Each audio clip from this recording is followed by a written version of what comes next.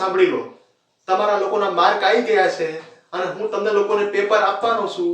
મારે સહેજ પણ અવાજ ન જોઈએ. રોલ નંબર પ્રમાણે બોલાવીશ. જેનો રોલ નંબર આવે એને અહીંયા આગળ આવીને લેવાનું છે અને ફટાફટ લઈ જતા રહેવાનું છે.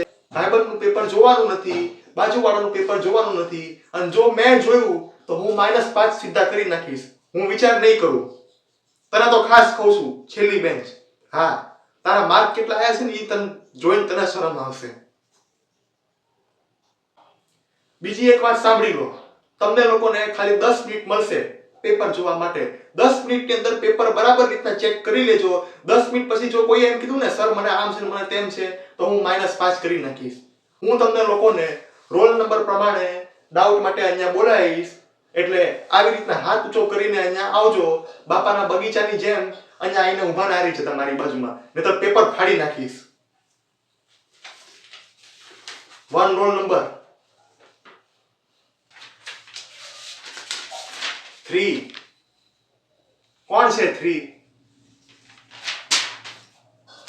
50 58 59 મળી ગયા બધાને પેપર? બરાબર રીતના ચેક કરી લો. ક્યાંય કઈ ખોટું નથી થયું ને?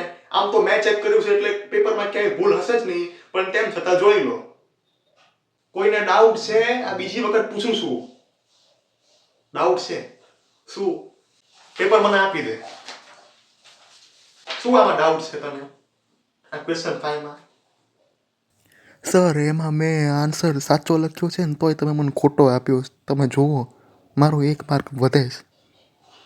બેટા, તે મને બુદ્ધિનો લઠ સમજ્યો છે? અત્યારે તું પેનથી ચેકીને આવે, અત્યારે તું સાચો જવાબ લખીને આવે, બાજુવાળામાંથી તું જોવે, એનામાંથી તું જવાબ સાચો કરે, પછી તું અહીંયા આવે મારી આગળ ને મને એમ કે મેં ખોટું આપ્યું છે. બુદ્ધિના લઠ સમજ્યા છે સરને? બેટા, જે તમે લોકો અત્યારે કરો છો ને એ અમે કરી લીધું છે. અમે જ્યારે સ્કૂલમાં હતા ને ત્યારે. એટલે આ બધી વસ્તુઓ લાઈન છે ને મારી આગળ તો કરવાની જ નહીં. મેં ખોટું એમને એમ ન આપ્યું હોય. તે ખોટું લખ્યું હોય ને તો જ આપ્યું હોય. અહીંયા તે ચેકિંગ લખ્યું છે ફરીથી. હવે કોઈને ડાઉટ નથી ને તો હું પેપર લેવાના સ્ટાર્ટ કરું છું. 4 કોણ છે? 56 57 રોલ નંબર 57 કોણ છે? શું સર ડાઉટ ના હવે લાગ પેપર. મેં કીધું તું પહેલા કે 10 મિનિટની અંદર જોઈ લેજો. ભણવાનું રાખો. તમારા માર્ક કેવા ઓછા આવ્યા છે?